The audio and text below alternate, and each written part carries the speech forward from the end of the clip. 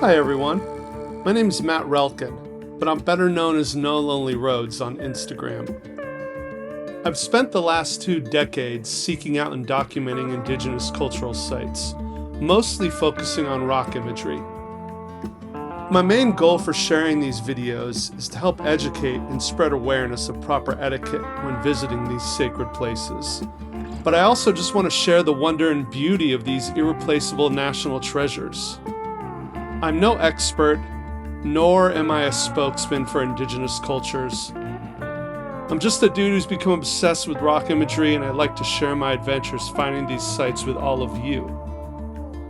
So please join me on this journey into a world of history, mystery, and wonder. This is No Lonely Roads.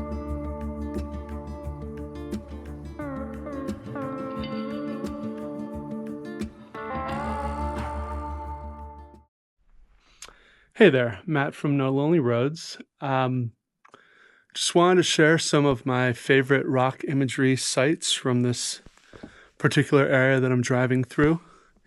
It's historically Ute, and most of the glyphs I'm going to share are Ute. If not, I will state otherwise, but they're all from the early historic Ute period, so that would be between like 1600s and 1900s, most likely closer to 1800s to 1900s for most of these.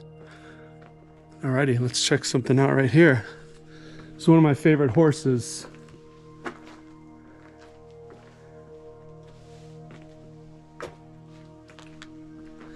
This one is about 6 feet long.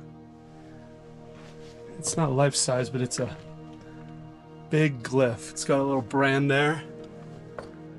This area has many depictions of horses with brands on them, most of which are thought to represent different bands of Utes or Ute family symbols.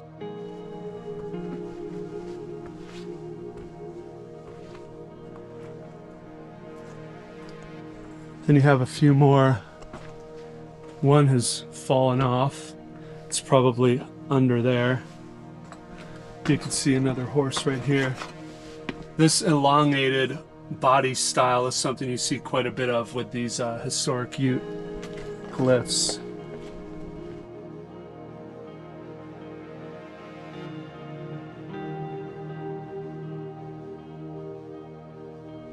Another one, it's probably cattle. A cow, I'm guessing. Unless it's a really bad horse, which is always a possibility. Then you have this. It's this bear glyph. This one's about 4 feet.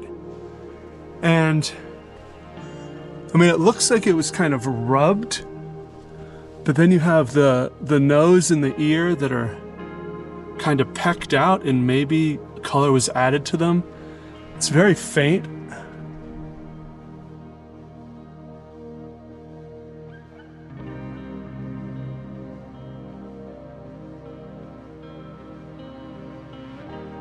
But I mean, I think you can see it here. You can see other things. There's some painted stuff there that's faded. There's more faded stuff, some antlers. You can kind of see the eye and the nose of the stag.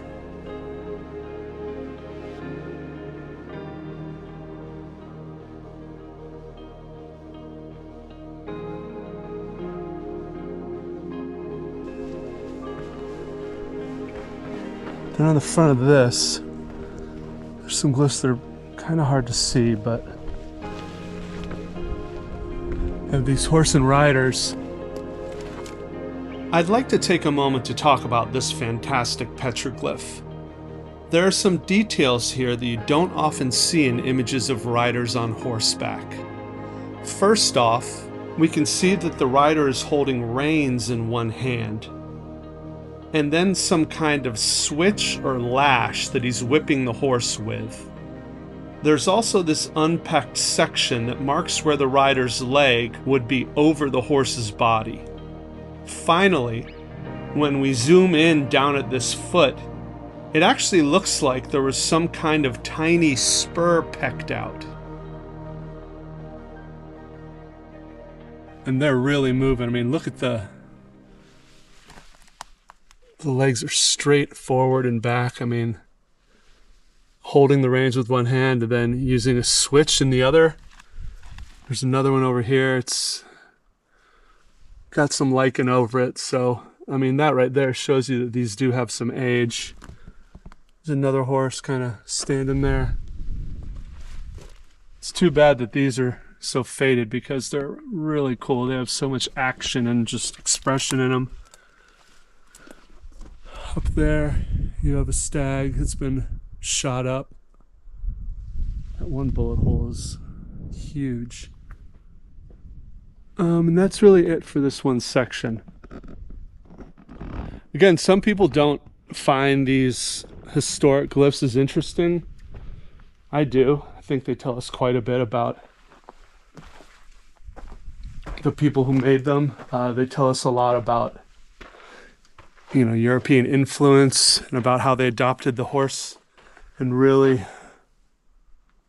brought it into their culture. And I love horses in general. Any horse glyph I'm excited about. It was also a pretty rough time for the Ute, transitional time when they were, I guess they call it the reservation period, which would be kind of like the mid 1800s to the, I guess, early 1900s, when they were being kind of gathered together and put on reservations. Different bands were being joined. We'll see another panel a little later that kind of shows that according to a Ute elder's interpretation. But that's it for now. Some more stuff coming up. Thanks.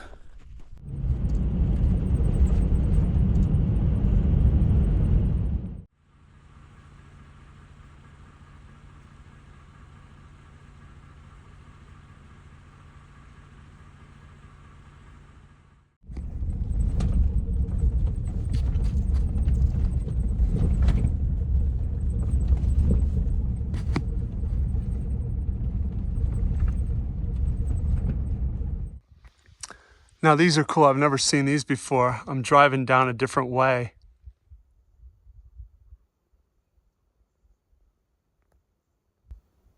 Look at that.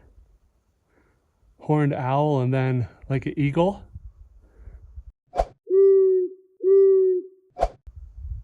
(1902). Then you have a little house, another 1902 inscription. That owl is awesome. I mean, they're both really cool and they're kind of big. Nice. That's a pleasant surprise.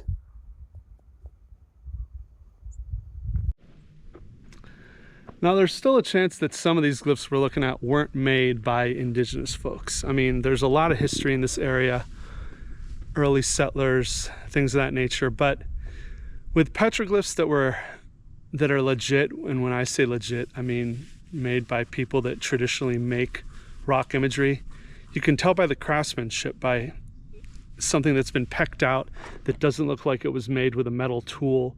The lines are fine. They're not scratched in. They're using indirect percussion, which is, you know, a hammer and chisel, like a hammer stone and a chisel stone. And that's what those up there look like. We'll see some other stuff throughout these videos that are scratched and more likely, you know, cowboy art or just whatever, not as traditional as what people think of when they think of rock imagery. But I find it all very interesting, whether it's made by indigenous folks or not. And hopefully you find some of this stuff interesting too.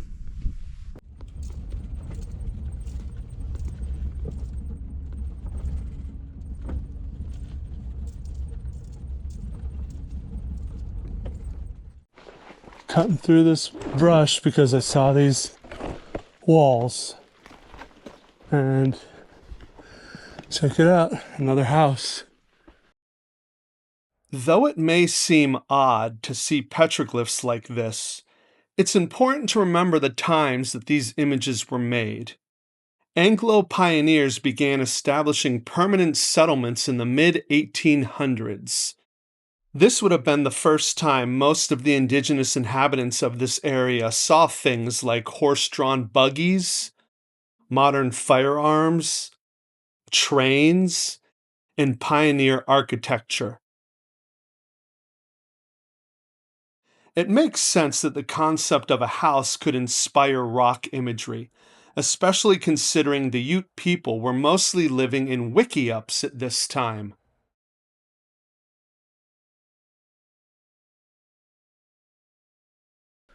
Oh, and then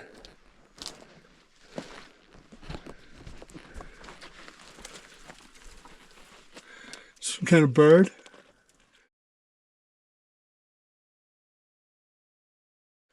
Maybe a turkey? I don't know.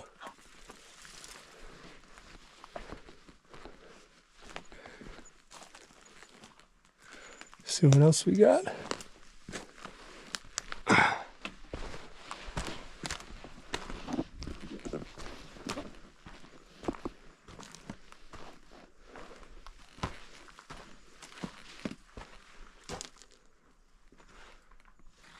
Looks like nothing else.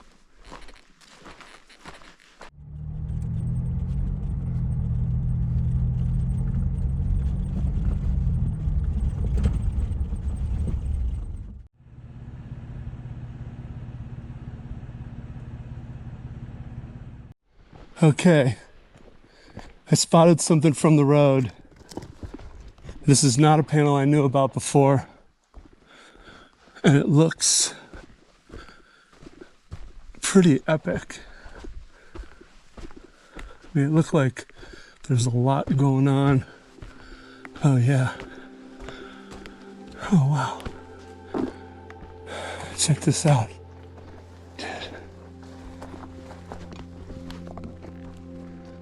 Look at that.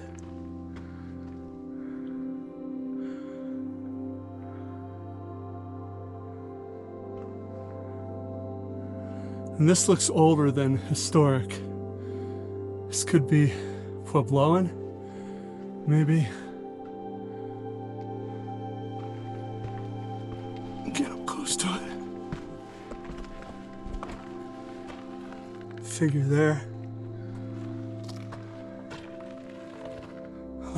There's another kind of figure up there.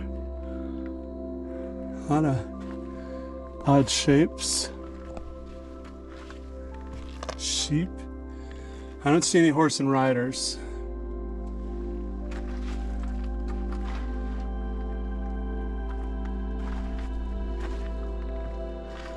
Oh man, that's cool. This is like the apex of what I do. This is so exciting for me to find something I never knew about before.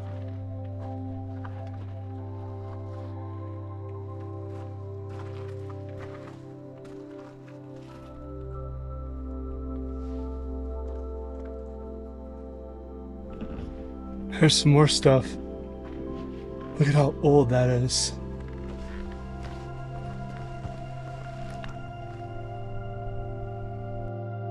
This is an ideal example of the repatination process. You can see the general design of the petroglyph, but the lighter stone that was originally exposed has darkened over time and now almost matches the surrounding surface. When this petroglyph was originally made, the contrast between light and dark probably looked closer to this. Look at this area, for example. When I fade out the highlighted petroglyph, you can barely see the edges of the pecked image. This means the darker surface patina has reformed over the exposed rock, a process which can often take 1,000 years or more. So when a petroglyph's color matches the surface surrounding it, that most often implies great age. Over here too.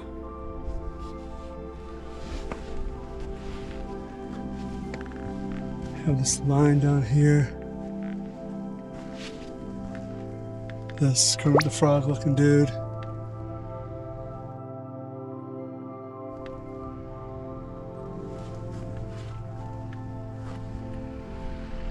A little bit of a pictograph up there.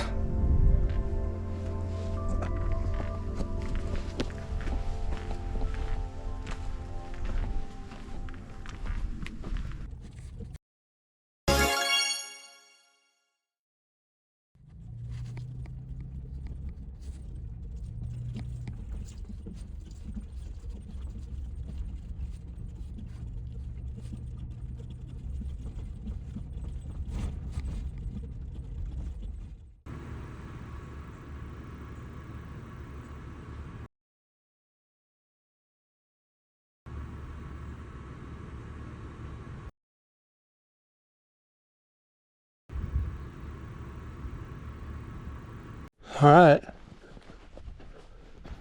I think I got another one.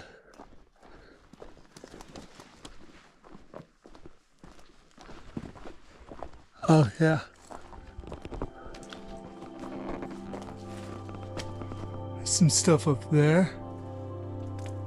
And check this out. Dude, that is very interesting. I don't think that's Ute.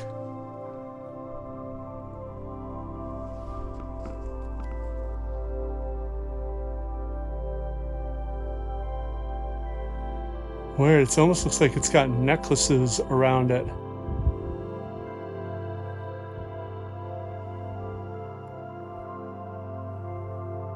And then you got these.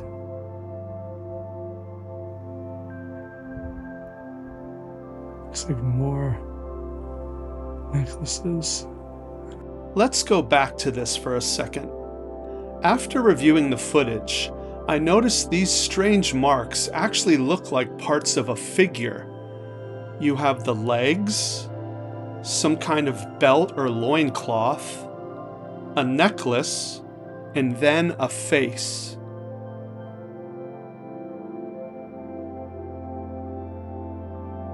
This theory also brings me back to these floating symbols around this figure.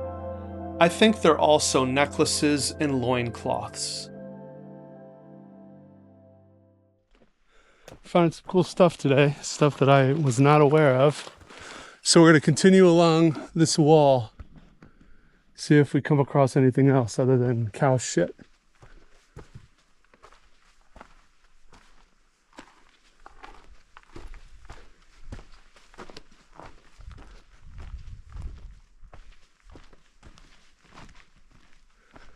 Looks like that's where it ends. All right, I figured I'd continue along. Ow. That hurt. Oh, another splinter for the collection. Dude, is that a pictograph? I think it is. Wow, check it out. Oh man. Oh, we got a white painted figure. Bunch of dots. It looks like there might even be a little orange or brown in there. Hell yeah. This is a white pictograph of a figure. The paint is partially faded or washed off, most likely due to runoff dripping over this side. I mean, I'm guessing that's Puebloan.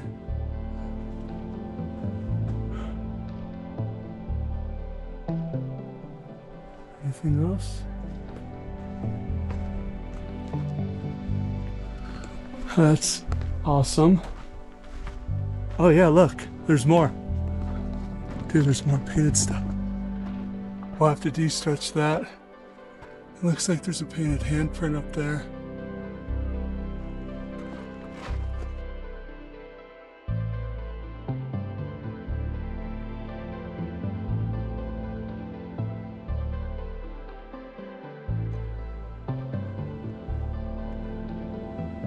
What else?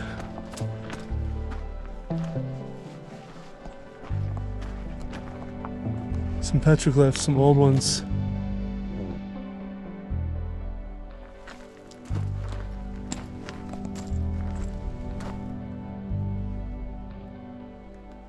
This kind of looks like stylized zoomorph. So there's a body, neck, head, and you have little antlers, legs coming down. Those might be a pronghorn.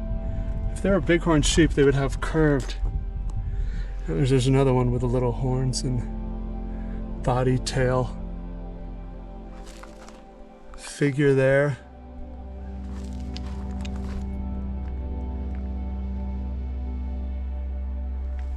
All right. Cool little spot. All right, I thought I saw some paint. Kind of looks like it, but I think that's natural. But I was looking down here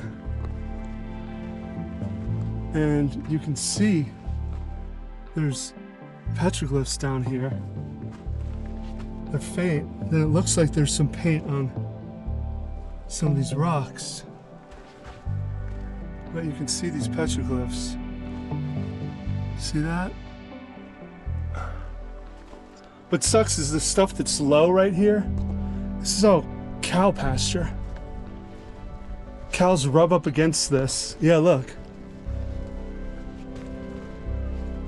There's a little figure. It could be a Barrier Canyon figure. It's probably been rubbed up against for years and just kind of degrades it. It sure looks like a Barrier Canyon figure though.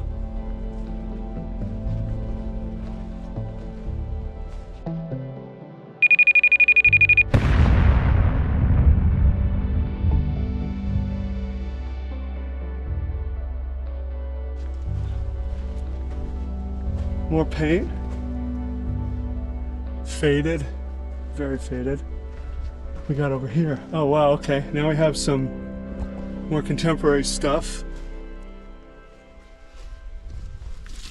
Cowboys. This is probably more historic Ute. You have the elongated horses. That's typical historic Ute.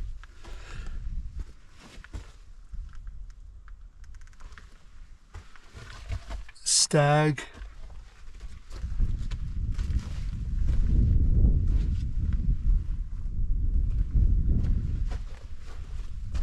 Some more old paint there.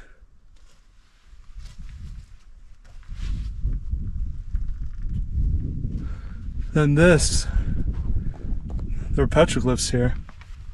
Just super old and faded.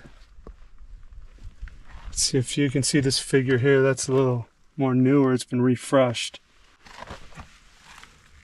The sun doesn't help much, but you can definitely see the variation in surface texture.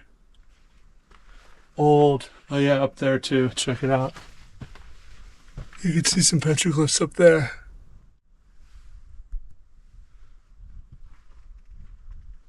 So much history just along this cliff that I'm walking. And so much of it is just destroyed because of cattle. See if we can find anything else, and then we'll turn back.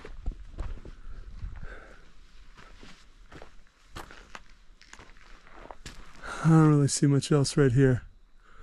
We'll keep looking. So this is often what I do, is I just choose an area that I know has some history to it, some indigenous history, and I just hike around. So far, so good. Today we're finding a lot of stuff that I didn't know about. And we're not just finding historic imagery, we're finding some older ancestral Puebloan imagery, possibly even a Barrier Canyon style figure right there. That could be between 1,000 to 5,000 years old or more. Yeah, just culture after culture, one on top of another, has been in this area. And so you just know you're gonna find stuff. You just have to have the right geology for it, you know. Desert varnish, hopefully a water source, or maybe there used to be a water source. Then you just go looking, just hiking around, really looking closely at the rock surfaces, and you get lucky sometimes.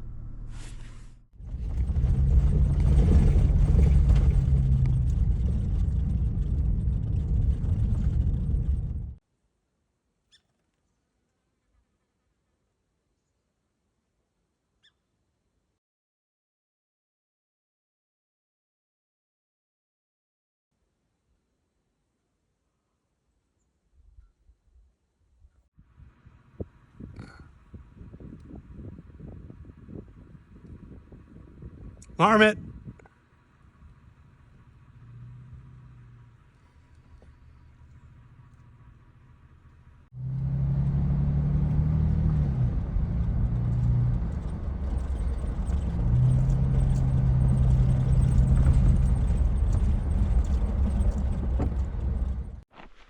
Saw something else way up high.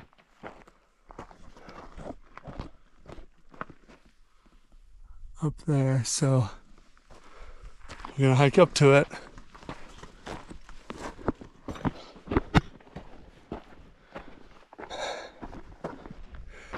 After yesterday's hike, which took a lot out of me, I was planning on taking it easy today. But when you see stuff like this, you gotta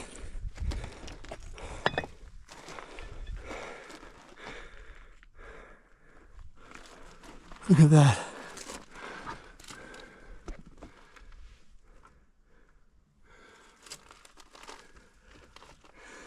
People want to say this is recent. So look at this. Compare the coloring.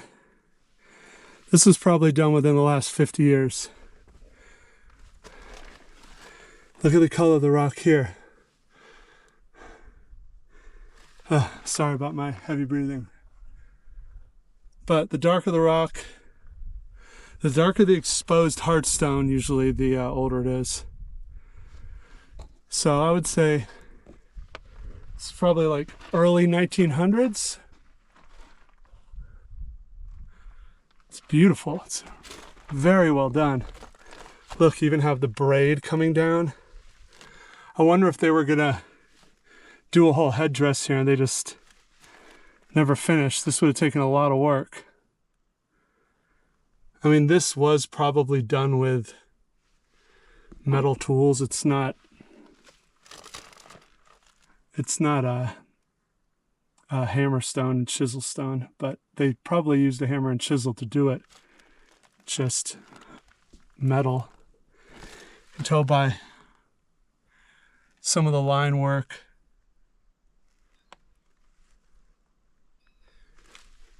Oh man, that's cool. Awesome stuff. Worth the hike.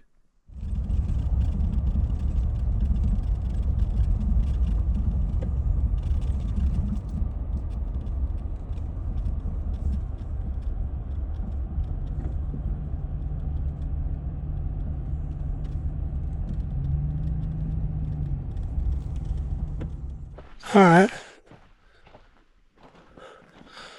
we got some rock.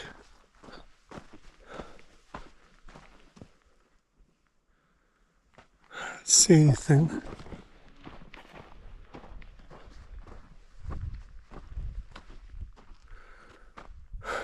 Okay, let's keep going. Something up there, I don't really know what it is. I can't tell. It's some weird symbols. It might be brands. See some initials. Huh. We got a house.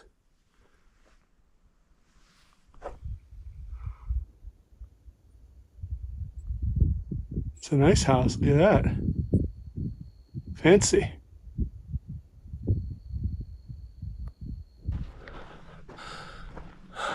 Let's see. See a little inscription up there.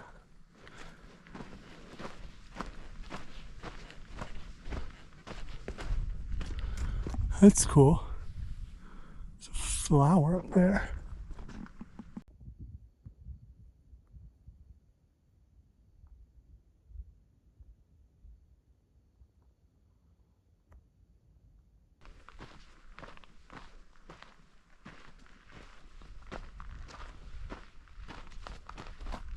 Doesn't look like we got anything else. All right, we got a house.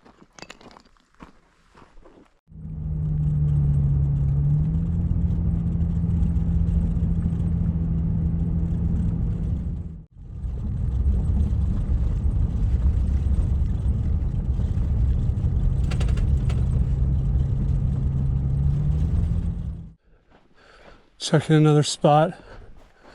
It's the big old jumble of rocks.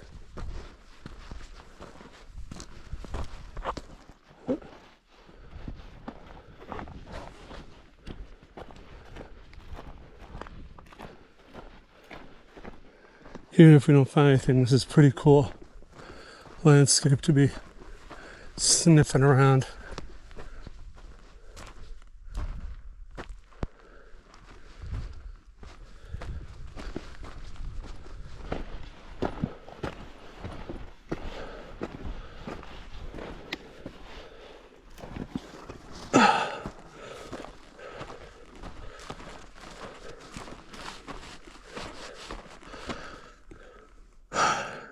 Nothing.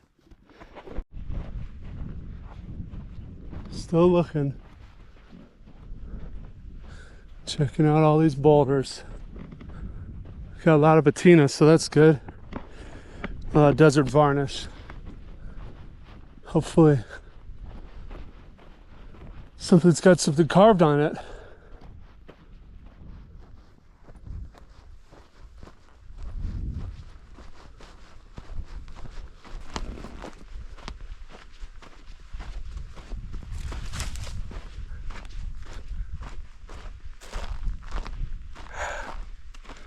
Nothing.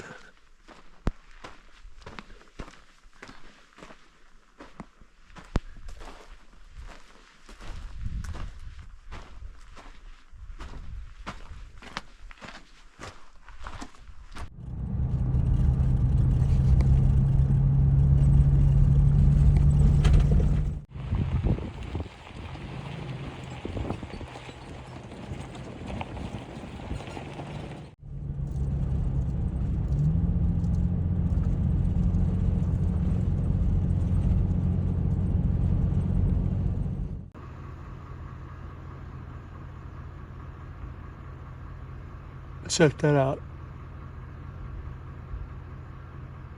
A horse up there.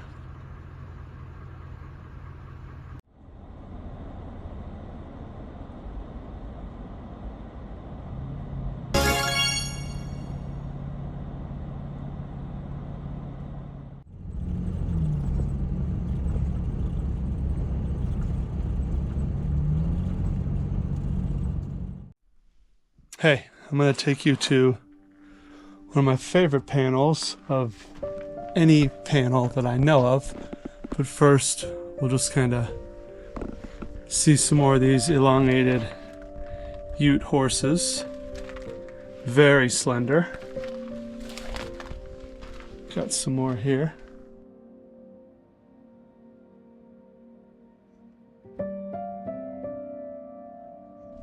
Nice, nice, slender boys. More over here.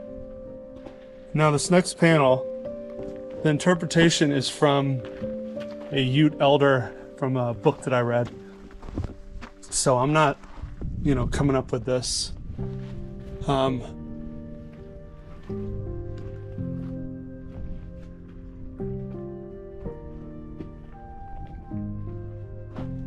So essentially this is supposed to be the joining of two Ute bands when one of them was moved over from Colorado to join another Ute band on the reservation here in Utah. And this is supposedly the passing of the pipe. This is, I guess, the Ute band that traveled over from Colorado. And this is the Ute band that was already here. And then this is them joining together, basically this one accepting the Colorado Ute band and saying that they, welcome them onto this land and that they can live together. Aside from that interpretation, which is, it's important to know, but it's not really important enough to need to know to enjoy this panel. I just love all the details of this panel. The pipe, the medicine bag, little chair, the fringes on the leg, the jewelry. this lady look at her necklace. That could be like deer teeth, the deer teeth necklaces. The design on the dress. They got their long horse with them. Even like the belt and sash. It's such an amazing panel. This thing is, when I first saw this one, it was one that I wasn't aware of. I was just kind of putzing around out here. And it just blew me away. Dated from probably late 1800s, early 1900s. It's not older than that though. But it is just this Ute historic stuff. I think it's one of my favorite styles of rock imagery. It's got so much character to it. There's just so much going on and so many details. I think it's very relatable too, because you can recognize a lot more. You can recognize people, recognize horses. It's great stuff. It's moving imagery. All right, well, I hope you enjoyed that one. I sure did. Every time I visit this place, it's like the first time. It's awesome. Today's mostly been a journey through past Ute culture, but it needs to be said that the Ute descendants of the people who made these images are still living. Like so many of the sites I share on this channel, Indigenous descendants continue to visit these sacred places, and we need to remember that when we visit. Please be respectful of not only the sites themselves, but of the people who are culturally linked to these wonderful places. Without the rich Indigenous history of this great land, these sites wouldn't exist. Thanks so much for joining me, and I'll see you again soon.